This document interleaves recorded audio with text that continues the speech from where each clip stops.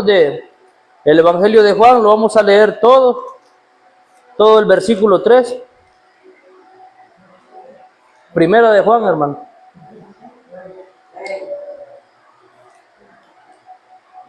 Lo leemos, hermano, honrando al Padre, al Hijo y al Espíritu Santo de Dios, desde el versículo 1.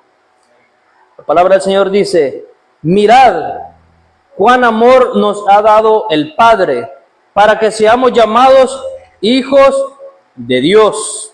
Por eso el mundo no nos conoce, porque no le conoció a Él. Amados, ahora somos hijos de Dios, y aún no se ha manifestado lo que hemos de ser, pero sabemos que cuando Él se manifieste, nuestro Señor Jesús, seremos semejante a Él, porque le veremos tal como Él es.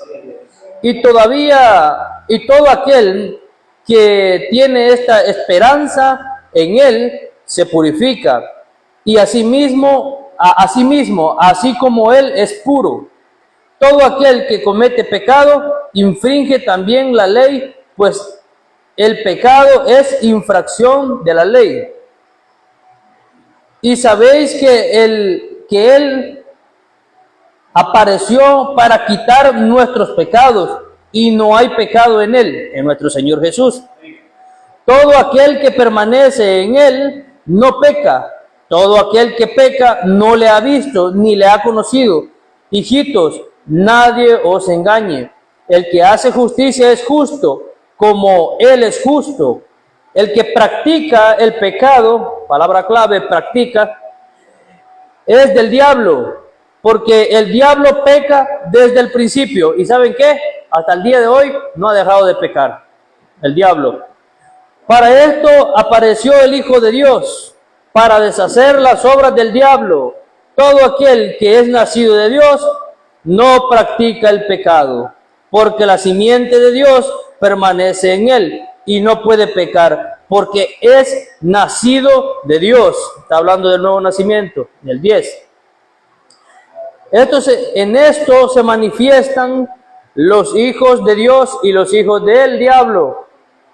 Todo aquel que no hace justicia y que no ama a su hermano no es de Dios. Porque este es el mensaje que habéis oído desde el principio, que nos amemos unos a los otros, no como Caín, que era del maligno o del diablo, y mató a su hermano. ¿Y por qué causa lo mató? Una pregunta retórica. Aquí está la respuesta: porque sus obras eran malas y las de su hermano justas. Hermanos míos, no os extrañéis si el mundo os aborrece. Nosotros sabemos que hemos pasado de muerte a vida en que amamos a los hermanos.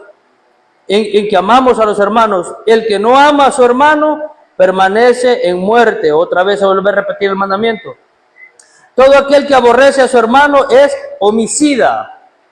Y sabéis que ningún homicida tiene vida eterna permanente en él. En esto hemos conocido el amor en que Él, nuestro Señor Jesús, puso su vida por nosotros. También nosotros debemos poner nuestra vida por los hermanos. Pero el que tiene bienes de este mundo y ve a su hermano tener necesidad y cierra contra él su corazón, ¿cómo mora el amor de Dios en él? Una pregunta. Hijitos míos, no amemos de palabra ni de lengua, sino de hechos y en verdad. Y en esto conocemos que somos de la verdad, y aseguraremos nuestros corazones delante de Él, pues si nuestros corazones no nos reprenden, mayor que nuestro corazón es Dios, y Él sabe todas las cosas. 21. Amados, si nuestro corazón no nos reprende, confianza tenemos con Dios. 22. Y cualquier cosa que pidiéremos la recibiremos en Él, porque guardamos sus mandamientos. y hacemos las cosas que son agradables delante de Él. Y este es su mandamiento, otra vez, que creamos en el nombre de su Hijo Jesucristo y nos amemos unos a otros como nos lo ha mandado. El 24, y el que guarda sus mandamientos permanece en Dios y Dios en él. Y en esto sabemos que Él permanece en nosotros por el Espíritu que nos ha dado. Vamos a orar, hermano. Padre nuestro que estás en el cielo, bendito y maravilloso Dios, te damos gloria y honra a tu grande nombre, Señor. Padre, gracias por permitirnos el día de hoy, Señor, estar ante la congregación, por permitirnos traernos con bien, Señor, guardarnos pese a tantos peligros, Señor. Pero tu misericordia se ha extendido para con nosotros. Permíteme, Padre Santo, de manera clara exponer tu palabra, Señor, que ella sea, Señor, en nuestros corazones de manera clara, Señor, en nuestros corazones y lleve el fruto y aumente nuestra fe y nuestra esperanza en ti, Señor, y nos alinee en aquellas cosas que somos deficientes, Señor. En el nombre de tu Hijo amado te lo pido, Padre Santo. Amén. Leímos varios versículos, hermanos, y por alguna razón, quizás era el cansancio o tanta luz en el camino, sentía que las letras se me juntaban. Son 24 versículos que leímos ahorita, pero todo redunda a una cosa que el apóstol nos está tratando de enseñar, y creo que ustedes lo descubrieron. Está enfatizando el amor que debemos de tener por los hermanos, los unos a los otros, porque principalmente aquí hay un enfoque que está hablando a hermanos que amen ¿a quién? A sus hermanos. Yo sé que existe el mandamiento claro, ama a tu prójimo como a ti mismo, pero aquí el enfoque principal es al hermano. Ese es el enfoque en este momento para Juan. Ahora, cuando está diciendo en el primer versículo, mirad cuál amor nos ha dado el Padre para que seamos llamados hijos de Dios. Por esto el mundo no nos conoce, porque no le conoció a Él.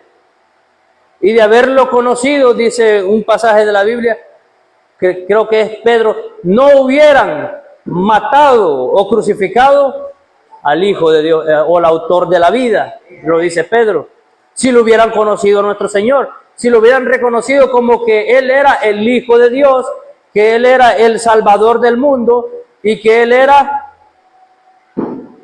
Dios hecho carne. Por cuanto no lo reconocieron, lo aborrecieron. El ser hechos o llamados hijos de Dios, hermanos, es a través de la adopción. Nuestro Señor Jesús es Hijo de Dios, unigénito Hijo de Dios, ningún otro como Él. No hay otro ni habrá otro Hijo como nuestro Señor Jesús, o como el Hijo del Padre. Nosotros somos hijos por adopción. Fuimos injertados, viene a decir en el libro de Romanos, en el olivo santo, y éramos olivo silvestre.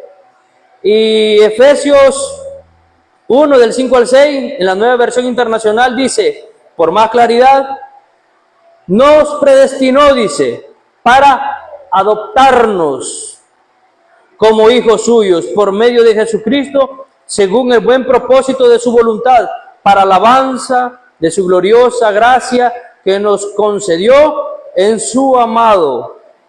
Entonces, por tanto, somos como hijos de Dios, somos herederos, hermanos, también de las promesas que nos han sido dadas en Cristo Jesús. Mire, hermano, quiero que distinga, porque por ahí va a escuchar, y yo lo he escuchado. Nosotros somos hijos de Dios, pero nunca debemos atribuirnos cosas que el Padre dice solo de nuestro Señor Jesús.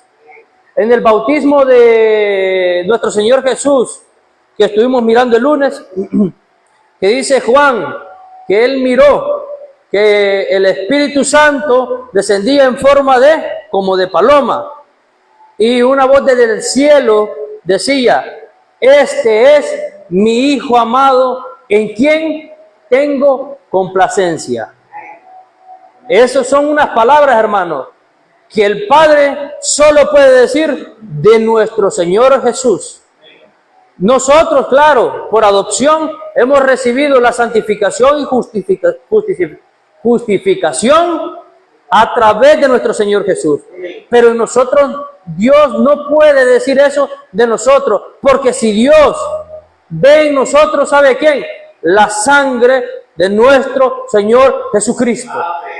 Dios, el Padre, ve en nosotros la santidad de nuestro Señor Jesucristo. Dios en nosotros ve en nosotros la justicia de nuestro Señor Jesucristo. Hay una doctrina que se llama la doctrina de la imputación. Cuando el Señor Jesús murió en la cruz del Calvario, nuestros pecados fueron imputados en Él, fueron descargados. Él fue tratado como usted y yo teníamos que ser tratados. Y su justicia, su santidad, su perfección fue imputada en nosotros, hermanos.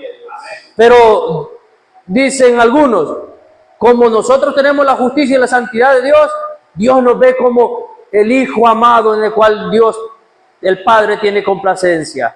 Eso, el Dios Padre, solo puede tener complacencia en su Hijo perfecto Jesús. Para que entendamos, hermanos, que nosotros solo somos hijos, pero adoptados. Pero imagínense, casi de nadie, del Todopoderoso, del Rey de Reyes y Señor de Señores, del que hizo los cielos y la tierra. ¿Y sabe qué? La gran misericordia de Dios, como somos hijos, herederos también. ¿No se alegra usted, hermano, de que va a heredar todas las cosas con Cristo? Algunos se preguntan, ¿y dónde vamos a ir? ¿Al cielo? ¿Vamos a reinar en la tierra? ¿Va a ser en el paraíso? ¿Qué importa? Todas las cosas con Cristo. Lo que nuestro Señor Jesús va a heredar, dijo, nosotros vamos a heredar. De ahí no se preocupe si no sabe con claridad exactamente el lugar, aunque la Biblia enseña bien claro y hay textos específicos que dice que vamos a reinar con Cristo por 1000 años en la tierra, pero que vamos a estar en el cielo y en las bodas del Cordero también. Todas esas cosas. Y vamos a reinar con Cristo por muchos años, hermano. Ahora, asimismo hay otro grupo y el cual Juan hace claro de que hay esos dos grupos que no son hijos de Dios. Y ya sabemos, Juan capítulo 1, versículo 12 dice de que a los que le recibieron, a los que creen en su nombre, les dio el derecho, no eran, les dio el derecho de ahí en adelante de ser llamados hijos de Dios. Y hay otros que obviamente no son hijos de Dios y que tienen otro padre que no es Dios. Dios los creó, claro, ¿verdad? Pero cuyo padre, según las Escrituras, es Satanás. Vuestro padre el diablo, le dijo el Señor Jesús a los fariseos y a los escribas. ¿Y qué va a heredar Satanás, hermanos? Lago de fuego. Lago de fuego. Satanás va a heredar toda la ira de Dios. Por tanto, los hijos del Satanás heredarán con Satanás toda la ira de ellos sobre ellos. Pero ¿sabe qué? La elección está. La elección humana está aquí en esta vida. Entonces, el ser humano debe decidir a quién va a ser su padre. Y algunos pueden decir, no, Satanás no es mi padre. Pero la Escritura dice que si usted no es hijo de Dios, vuestro padre es el diablo. Es lo que la Escritura enseña. No es algo que a mí se me ha ocurrido, hermano. Yo quisiera que no fuera así. Yo quisiera que todos fuéramos hijos de Dios, así como dijo Pablo. Yo quisiera que todos los judíos fueran hijos de Dios y que todos fueran salvos. No es lo que dice Pablo, dice lo que el apóstol Pablo está diciendo. Pero como no es así, una cosa es como yo quiero, pero otra cosa es como Dios dice que son las cosas. Ahora el verso 2 dice, amados, ahora somos hijos de Dios y aún no se ha manifestado lo que hemos de ser, pero sabemos que cuando Él se manifieste seremos semejante a Él, porque le veremos tal como Él es. Dice la Escritura que cuando Él venga por segunda vez, nuestro amado Señor Jesús, dice que habrá que los que murieron en Cristo resucitarán primero. Y los que estamos vivos seremos transformados. Recibiremos un cuerpo glorificado. Por eso la Escritura dice que aún no se ha manifestado lo que seremos. Entonces seremos semejantes a nuestro Señor Jesús, con un cuerpo glorificado. Verso 3. Y todo aquel que tiene esta esperanza en Él se purifica a sí mismo, así como Él es puro, dice. Todo aquel que comete pecado, el 4, infringe también la ley, pues el pecado es infracción de la ley, o sea, la ley de Dios. El 5. Y sabéis que Él apareció para quitar nuestros pecados, y no hay pecado en Él, nuestro Señor Jesús. Todo aquel que permanece en Él no peca. Todo aquel que peca no le ha visto ni le ha conocido. Entiéndase en estos versículos del verso 6, cuando dice que no peca, está hablando en un verbo presente. O sea, Él no está continuamente pecando. De hecho, más adelante va a decir, no practica el pecado. Entiéndase en ese contexto. No es un absoluto. Porque aquí, el que me diga aquí que no ha pecado después de que vino a Cristo, hombre, ya se hubiera ido, ya hubiera sido transportado igual que Enoc, igual que Elías. Pero todo, hasta Elías era pecador, hasta Job. Hasta Job era un hombre pecador. Todo aquel que permanece en Él no peca. Todo aquel que peca no le ha visto ni le ha conocido. Hijitos, nadie os engañe. El que hace justicia es justo como Él es justo. En el tiempo antiguo, hermano, surgió una doctrina también. Se le llamó se me cuesta decir esta palabra porque es un poco larga y no es en español. Antinomianismo. Y creo que en el instituto le enseñan uno sobre el antinomianismo, sobre los gnósticos. Y para los que no saben, yo solo voy a explicar un poquito sobre ello. Son aquellos que dicen que como ya estamos, así piensan ellos, la Biblia no dice así, como ya estamos en la dispensación de la gracia, ya no estamos sujetos, dice, a obedecer la ley. Así dice. Por eso es esa palabra que acabo de mencionar, lo que significa es lo sin ley, o vivir sin ley, o que no están sujetos a la ley. Entonces, pero la palabra de Dios enseña otra cosa. Bueno, ya lo he explicado muchas veces que por más que quiera guardar los mandamientos para salvarse, jamás lo va a alcanzar, porque la salvación no es por eso. Pero tampoco hemos sido llamados a ser salvos para infringir la ley de Dios. Sino a qué, como dice el verso, creo que el 4, todo aquel, el 3 dice, todo aquel que tiene esta esperanza en Él se purifica a sí mismo, así como Él es puro, hablando de nuestro Señor Jesús. Entonces, ¿a qué hemos sido llamados, hermanos? A porque mi Señor es puro, purificarme también. A vivir una vida santa, apartada del pecado. Y la ley de Dios precisamente a eso es lo que nos apunta, a la santificación y al amor al prójimo. Entonces, el Señor Jesús vino también para deshacer las obras del enemigo. Eso lo dice en el verso... vamos a decir primero, hijitos, nadie os engañe, el que hace justicia es justo como Él es justo.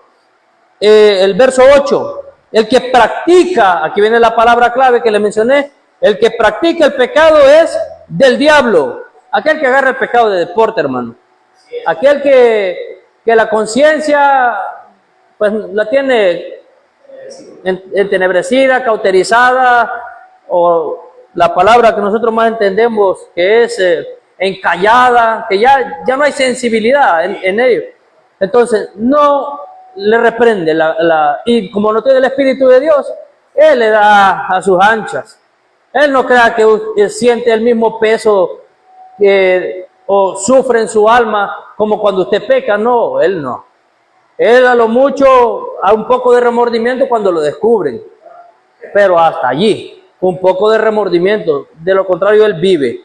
Media vez lo sigue ocultando, Él lo sigue practicando. Ahora, el Señor Jesús vino para, ¿qué dice? Para deshacer o destruir lo que Satanás había hecho con nosotros. El verso 8, el que practica el pecado es del diablo, porque el diablo peca desde el principio. Para esto apareció ¿quién? El Hijo de Dios, para deshacer las obras del diablo.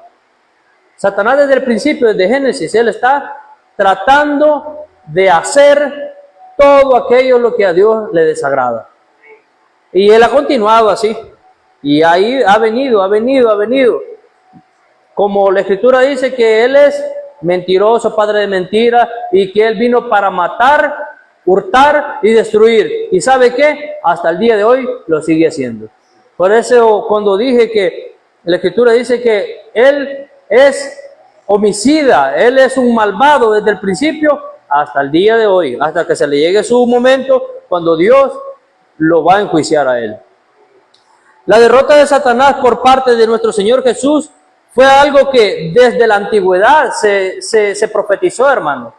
Génesis 3:15 habla de eso, cuando el Señor le dice a la serpiente, le dice, por cuanto hiciste eso, serás maldita y te arrastrarás, y ya sabe la historia, y le dice, tú le herirás en el carcañal, dice, o el tobillo, pero la simiente de la mujer te herirá en la cabeza. ¿A dónde es que es mortal el golpe, hermano?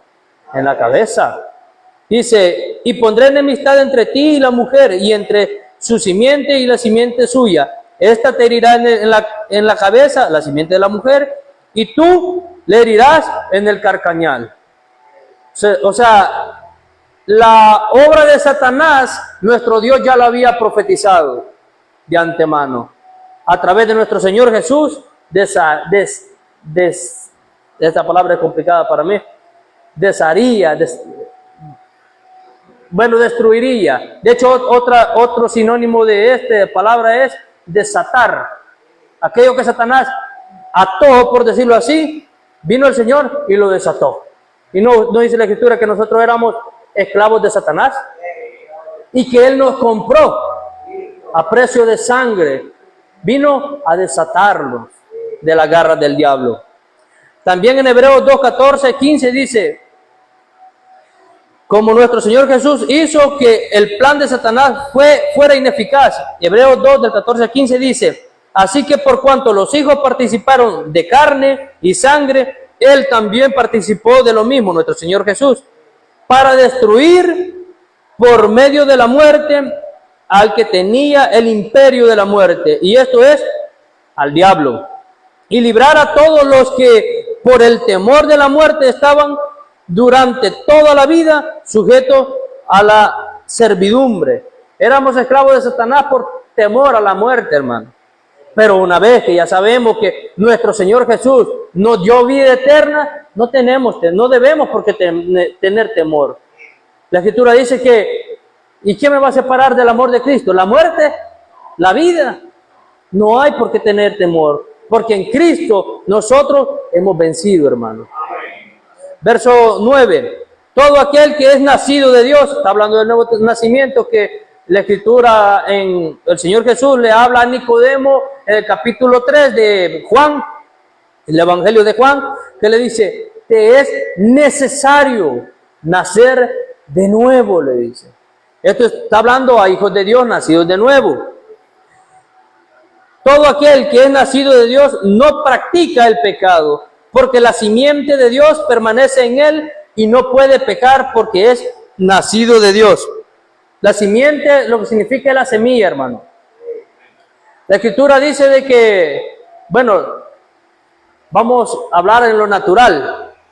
Siembra una semilla de naranja, de aguacate. La semilla da una planta conforme a la naturaleza, el ADN, por decirlo así, de la semilla, y fructificará conforme a su naturaleza. Ahora, lo que Juan está tratando de plantear en nosotros, que si en nosotros se nos ha depositado la simiente santa, la simiente de Cristo, como resultados, ¿qué debería ocurrir en nosotros, hermanos? Frutos dignos de arrepentimiento. En nosotros debería producir santidad. En nosotros debería producirse obediencia a Cristo, obediencia a Dios y por tanto amor a nuestro prójimo. Porque la semilla ha sido depositada en nosotros, hermano. La semilla que en este caso no piense que necesariamente está hablando como simbolismo que es la palabra, aunque sí, la palabra de Dios enseña que es como semilla. Pero en este caso, entiéndase que está hablando del Espíritu de Dios en nosotros. El Espíritu de Dios es el que a usted lo impulsa a buscar de Dios. El Espíritu de Dios es el que usted lo impulsa a no odiar a su prójimo, a perdonar. Y por la iluminación de la palabra de Dios también. Pero en este caso, entiéndase que la simiente está en nosotros. El 10. En esto se manifiestan los hijos de Dios y los hijos del diablo. Todo aquel que no hace justicia y que no ama a su hermano, no es de Dios.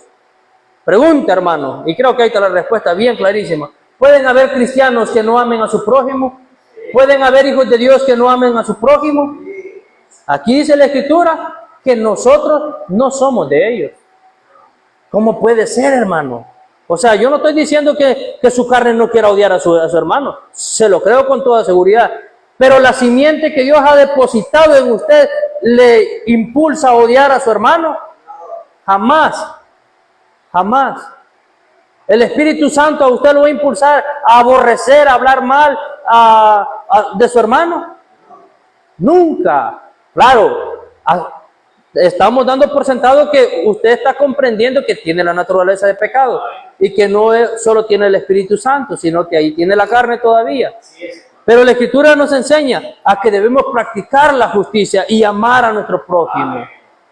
Ahora, las dos fuerzas más poderosas en la historia, hermano, del mundo y llámese historia secular y sobre todo la historia que por la Biblia nos enseña, las dos fuerzas más poderosas en el mundo, ¿saben qué son? Son dos, el amor y el odio. Han sido las fuerzas más poderosas que han cambiado el mundo entero. Por odio, ¿hasta dónde hemos llegado? Bueno, ¿hasta dónde está llegando el mundo ahora? Pero deje al mundo, es el que le dé. Él tendrá su paga a su debido tiempo. ¿Hasta dónde podemos llegar los hijos de Dios si nos aborrecemos a los unos a los otros? No dice la Escritura, el apóstol Pablo, tengan cuidado que no se destruyan a sí mismos, que si os coméis y si os mordéis, dice en Corintios. Porque ya saben los corintios qué pleitistas eran, qué desordenados eran ellos. Y la Escritura y el apóstol Pablo les dice, ¿cómo es que ustedes están en esa situación? Ya no les falta que se destruyan. Es lo que el apóstol Pablo les está diciendo. Entonces el odio, hermano, y el amor, dos fuerzas que lo impulsan a todo lo bueno o a todo lo malo. Desde el pecado del chisme hasta el homicidio. Desde el pecado de dar o hacer lo mínimo por el prójimo hasta dar la vida por el prójimo. Mire, yo lástima que no tengo la capacidad y lo he intentado, pero yo, aquellas personas que donan sangre, que yo de alguna manera lo veo como un sacrificio, excepto si le pagan, va, de que como un sacrificio que la persona está dando de su vida para darle de algún modo vida que sea momentánea a otra persona. Como le digo, yo no lo hago porque las dos veces ha estado yo más cerca de la muerte que el que necesitaba la sangre. Y es muy difícil, hermano, amar. Es muy difícil. No es fácil. Ahora, el Señor Jesús nunca nos pide algo que Él no le haya dado antes, hermano. Escuche lo que le acabo de decir. Si el Señor Jesús le dice, perdona, es porque Él ya lo perdonó. Él nos dice, amen como yo los he amado, dice el Señor Jesús. El 12, no como Caín, que era del maligno. ¿Quién es ese maligno? El diablo. Y mató a su hermano. ¿Y por qué causa le mató? Ahí está la respuesta. Porque sus obras eran malas y las de su hermano justas. Mira, aquí hay dos claves que podemos ver cómo era el proceder, no solamente en el acto que se menciona en el libro de Génesis, de que Caín y Abel ofrecieron sacrificio a Dios y que el sacrificio de Abel Dios lo miró con buenos ojos por diferencia del sacrificio de Caín. Aquí viene la respuesta, no solamente por en ese momento, que obra de fe y que Dios obviamente, si Abel ofreció un ternero, es porque Dios así de algún modo lo pidió. Y eso le fue agradable a Dios. Las obras de Caín eran malas. Él se comportó hasta en el momento de adorar a Dios con el fruto de la tierra. Hasta ahí se comportó con Dios de manera injusta. Y las obras de Abel eran justas, y a Dios le agradó eso. El Señor Jesús hizo todo lo contrario de Caín, hermano. Todos saben la historia de Caín, hermano. Les doy un pequeño resumen de eso. Caín mató a su hermano Abel, el primer homicidio en todo el mundo. Y de ahí pues ya sabemos todo lo que ha venido del mundo. ¿Qué dice la Escritura que estaba operando en Caín? El maligno. ¿Por qué causa Caín mató a Abel? Es la gran pregunta. Algunos dicen por envidia, otros dicen, porque se enojó con Dios y se desquitó con él. Aquí la Escritura es clara. Porque era del diablo. Porque era hijo de Satanás.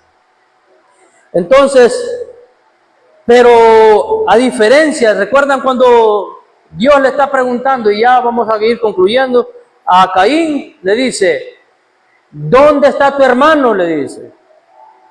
Y él, el tipo bien arrogante, le contesta, bueno, ¿y qué acaso soy yo? Parafraseando, hermano, ustedes sé que se lo saben textualmente. ¿Y qué acaso yo soy el guarda de mi hermano? Él la pregunta, el gran asesino le está hablando a Dios de manera arrogante. Le dice, ¿acaso yo soy el que lo debe de cuidar? Él ya está grandecito para que se cuide él solo. Y obviamente Dios ya sabía, ¿qué has hecho? Entonces, todo esto nos lleva a un punto, hermano, de que en el mundo, estas dos fuerzas son las que cambian, hacen cambios extraordinarios en este mundo. Mire el más malvado en el mundo, Caín. Mire los grandes malvados y asesinos y homicidas y todo lo que usted quiera, el adjetivo que le quiera dar a todos esos malvados que han hecho cosas terribles en el mundo, cómo han hecho desastre en el mundo. Pero cómo ha hecho un hombre que murió en la cruz un cambio extraordinario en este mundo.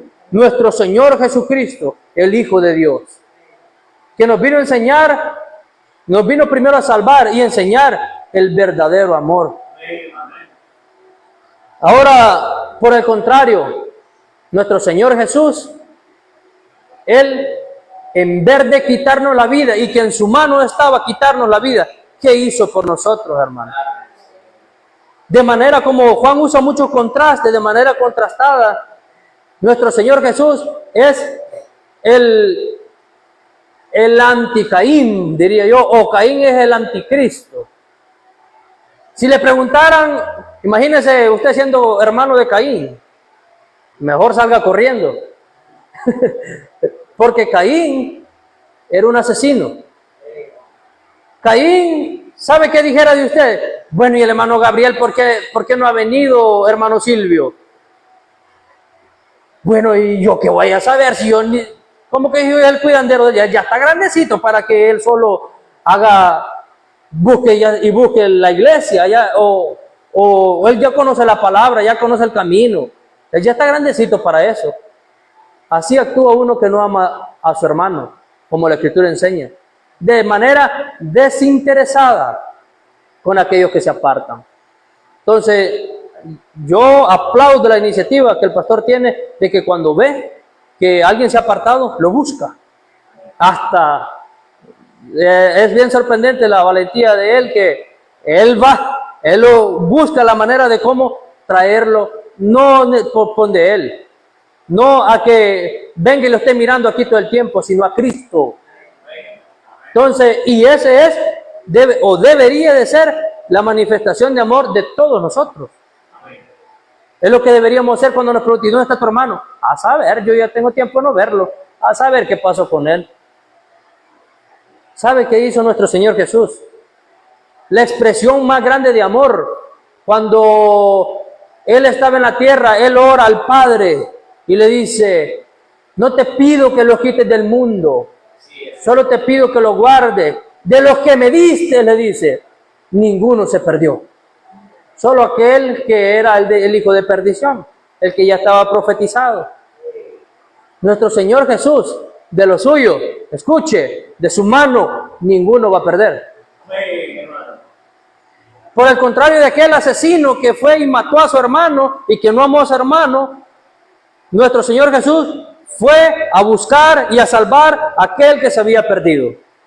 Esa es la expresión de amor más grande que el mundo ha experimentado y que usted ha experimentado. Ahora, el mandamiento es claro en el Evangelio, que aquel que dio su vida por usted, que nosotros debemos tener la capacidad de amor, de hasta de poner la vida por los demás. Léalo en su Biblia, estúdielo en su casa detenidamente. Entonces, yo diría que una de las maneras, y la Escritura ahí lo enseña, de medir el amor de una iglesia, o de usted mismo, o de mí mismo, es cómo yo actúo en la necesidad de mi hermano. Y miren los últimos versículos que vamos a leer. ¿Cómo yo actúo ante la necesidad de mi hermano?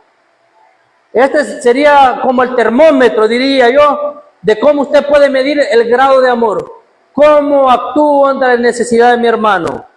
Dice, en los últimos versículos, hermano.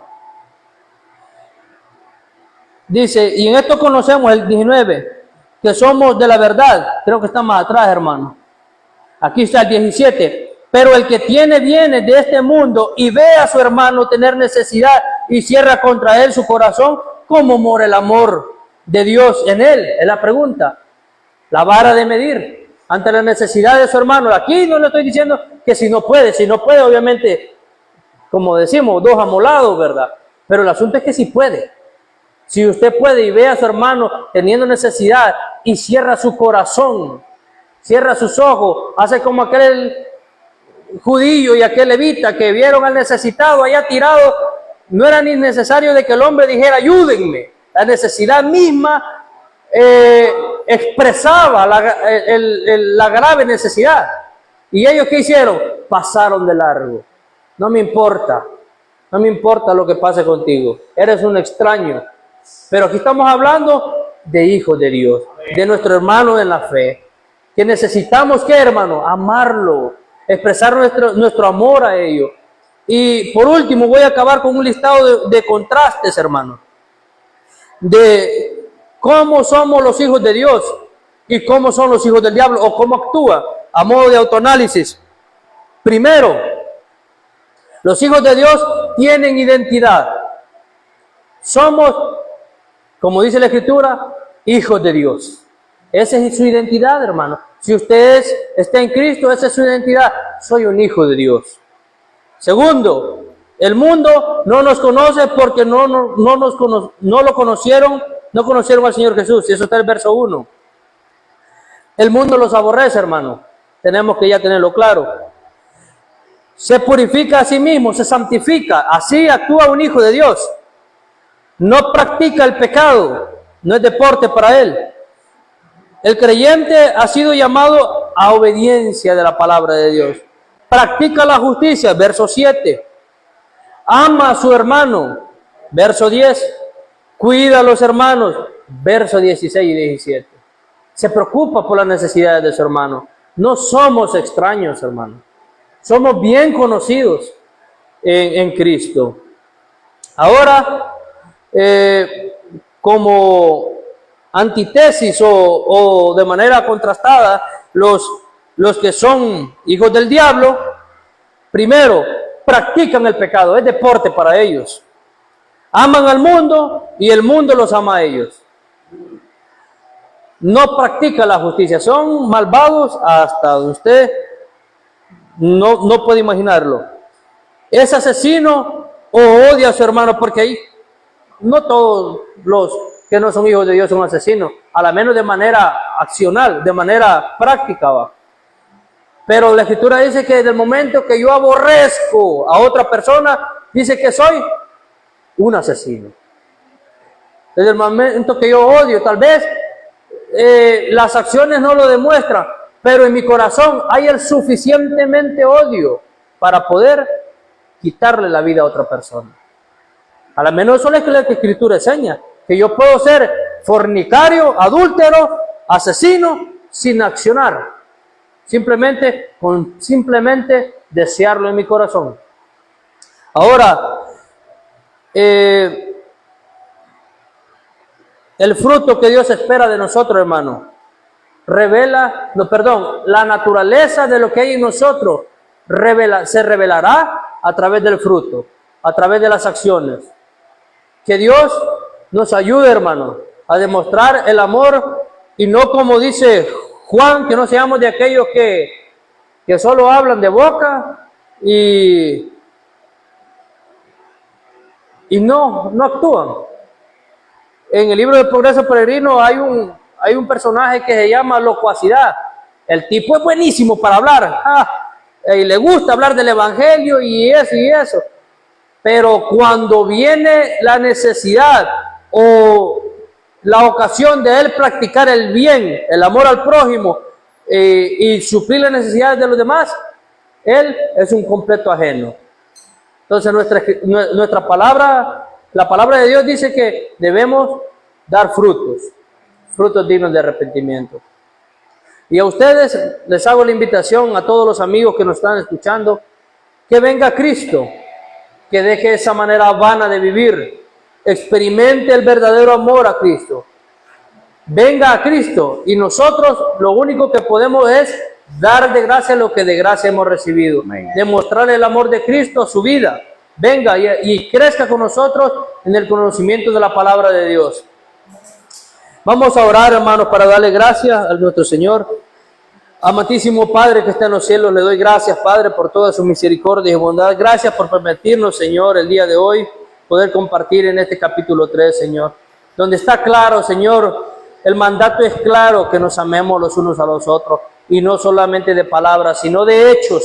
Padre, gracias por tu misericordia. Yo sé, Señor, que yo he fallado en algún momento en esto, pero, Señor, tu palabra hoy me ha aclarado y me ha reforzado, Señor, en fe, para que yo ame a mi prójimo, Señor, como a mí mismo. Gracias, Padre, por tu misericordia y bondad. Gracias por haber depositado tu Espíritu Santo, Señor, porque tu palabra, Señor, haya cabida en nuestros corazones y nos hace accionar.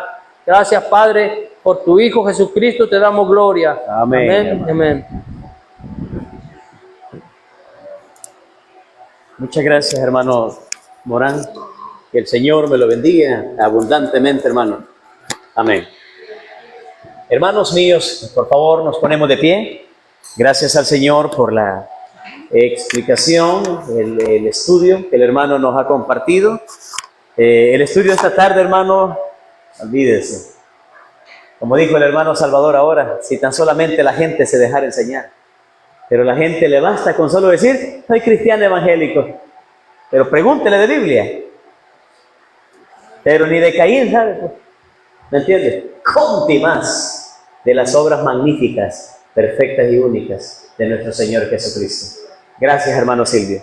Qué bendición tenerle con nosotros, como también mi hermano Mejía, que nos ayuda a predicar. Oramos al Señor, pero antes cantemos, hermano. Cantemos un coro al Señor. Cantemos el coro que dice, por todo lo que hemos aprendido, qué bueno es el Señor, qué bueno es, qué bueno es. Qué bueno es el Señor, que mis pecados perdonó. Qué bueno es el Señor, qué bueno es, que con su Santo Espíritu me bautizó. Eso es lo que me hace cantar, eso es lo que me hace cantar, eso es que de todos mis pecados libre soy y al cielo voy. Eso es lo que me hace cantar. Padre bendito, te alabamos y te bendecimos. Gracias, Señor, por usar a estos jóvenes en nuestra iglesia para compartir tu palabra. Bendice su vida, su testimonio, su matrimonio. Oh Dios, gracias por sus vidas. Te pedimos que bendigas toda nuestra amada iglesia, nos lleves con bien a nuestros hogares, nos dejes una noche dulce y placentera, Señor, y segura sin temor. Pido, Señor, por los que estuvieron con nosotros en las redes sociales, que de alguna manera puedan encontrarse contigo y visitarnos acá para poderles ayudar en su crecimiento espiritual. En el nombre de Cristo Jesús oramos. Amén. Amén. Que el Señor le bendiga, hermano. Ha sido muy, pero muy maravilloso verle y tenerle con nosotros. Mi hermana nos va ya a finalizar la transmisión. Fuerte abrazo, que el Señor le bendiga. Estamos aquí para ayudarle. Acérquese, véngase con toda su familia. Este es su segundo hogar.